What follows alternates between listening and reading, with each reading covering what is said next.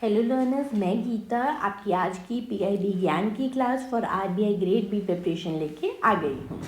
आज की हमारी पहली न्यूज़ है, Lok Sabha passes Waqf amendment bill amidst opposition resistance.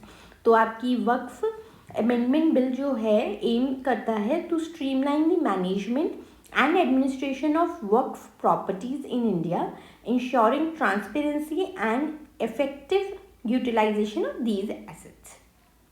ये बिल से क्या होगा? It grants greater autonomy to the Waqf board and empowers the government to appoint officials to manage the properties.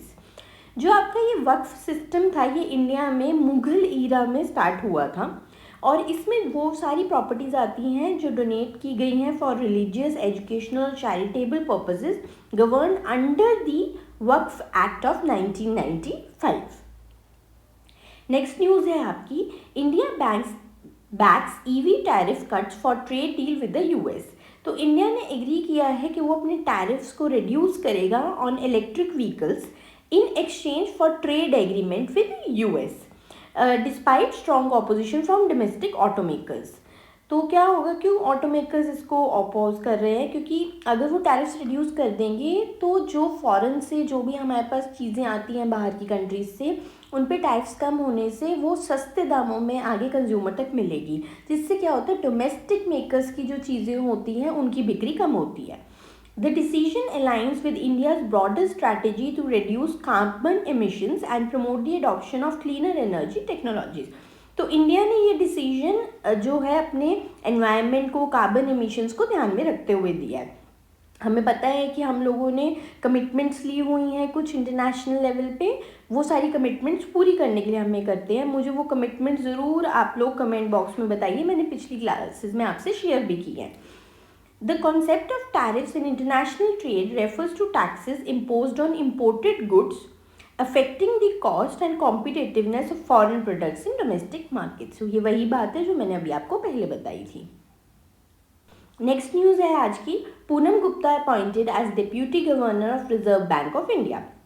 Poonam Gupta हैं, वो एक्सपर्ट हैं macroeconomics and development policy में। उनको appoint किया गया है as deputy governor of RBI for 3-year term. जो पूनम गुप्ता जी हैं, उनका appointment it is seen as a step towards enhancing the RBI's policy framework to address India's current economic challenges. जो आपका रिजर्व बैंक ऑफ इंडिया है, कल भी हम लोगों ने पढ़ा था कि उन्होंने अपने 90th ईयर मार्क किया है and it was established in 1935 under reserve Bank of India act 1934, यानी कि स्टैट्यूटरी बॉडी है and is responsible for regulating the countries monetary policy, issuing currency and overseeing financial institutions. Next news है आपकी, गद्दी Utsav ceremony marks secession of लक्ष्य राज सिंह मेवाड़। तो Lakshya Raj Singh Mewar ji has been officially crowned as 77th Maharana of Mewar during a grand Gaddi Utsav ceremony at the city palace in Udaipur. The ceremony, which celebrates the succession of the Mewar royal lineage, was attended by dignitaries and royal family members. The Mewar dynasty, one of the oldest Rajput dynasties, traces its roots to the 6th century, with the city palace in Udaipur being its traditional seat of power.